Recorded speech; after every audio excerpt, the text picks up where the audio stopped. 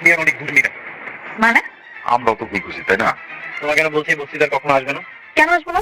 বৃষ্টি অপারেশনের আগেই ফাঁস করে দেবে অনেক মেঘলার সন্তানের আসল সত্য। রাতুলের সব ষড়যন্ত্র ভেঙে পড়বে। গরিব ঘরে রাজপুত্র ৪৫ পর্বে কি হতে যাচ্ছে? প্রিয় দর্শক, গরিব ঘরে রাজপুত্র ৪৫ পর্বে দেখা যাবে একের পর এক বড় চমক। অপারেশনের আগে বৃষ্টি আর সত্য লুকিয়ে রাখতে পারবে না।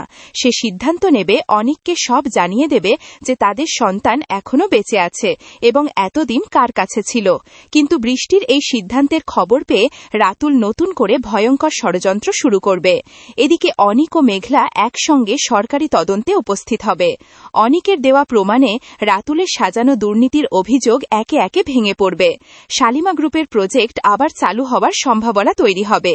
এতে রাতুল আরও ক্ষিপ্ত হয়ে মেঘলাকে শেষবারের মতো ধ্বংস করার পরিকল্পনা করবে। অন্যদিকে বৃষ্টির অপারেশনের সময় যতই ঘনিয়ে আসবে ততই সে মানসিকভাবে ভেঙে পড়বে। যদি তার কিছু হয়ে যায় তাহলে অনেক মেঘলা যেন সারা জীবন নিজেদের সন্তান থেকে বঞ্চিত না থাকে, এই চিন্তায় সে হাসপাতাল থেকেই একটি গুরুত্বপূর্ণ বার্তা রেখে যাবে। এদিকে যে পরিবার এতদিন শিশুটিকে লুকিয়ে মানুষ করেছে তারাও আর সত্য গোপন রাখতে চাইবে না। তাদের বিবেকের তাড়নায় তারা সবকিছু প্রকাশ করার সিদ্ধান্ত নেবে। এতে বহুদিনের লুকিয়ে থাকা রহস্য প্রকাশের দ্বারপ্রান্তে পৌঁছে যাবে। অন্যদিকে মেঘলা ধীরে ধীরে বুঝতে শুরু করবে অনেক আগের মতো স্বার্থপর নেই। তার অনুশোচনা সত্যি। তবুও সন্তানের কষ্ট ভুলতে না পেরে মেঘলা নিজের মনকে শান্ত করতে পারবে না। তাদের সম্পর্ক নতুন মোড় নিতে শুরু করবে। সব শেষে দেখা যাবে রাতুল তার শেষ চাল হিসেবে শিশুটিকে আবারও সরিয়ে নেওয়ার পরিকল্পনা করছে।